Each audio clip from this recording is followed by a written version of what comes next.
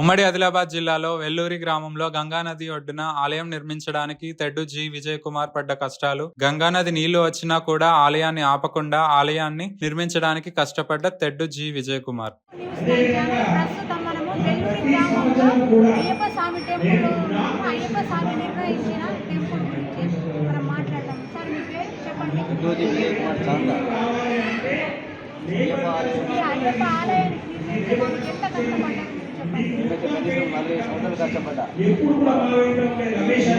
చాలా ఆదిలాబాద్ ఆలయం నేటి ఆలయం అయ్యప్ప స్వామి ఆలయం 24/1999 ఆదివారం నాడు ప్రతిష్టాపన జరిగింది.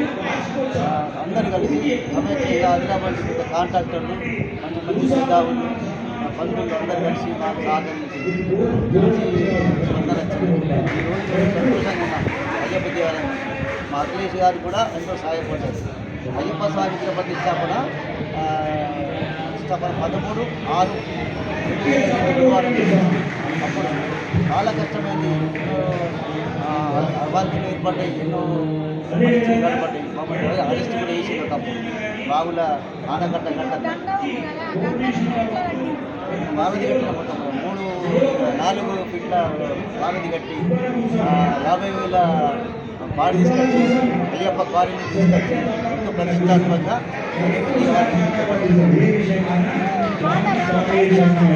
ఒకసారి వచ్చినాయి మేడం. వచ్చి మళ్ళా తర్వాత ఈరోజు వచ్చి ఎంతో సంతోషంగా ఆదిలాబాద్ ఏరియాలో చాందా గ్రామంలో అందరూ సంతోషంగా వెళ్ళు వాళ్ళు కూడా సంతోషంగా ఈ సూర్యకాంత్ ఆధ్వర్యంలో జరిగింది.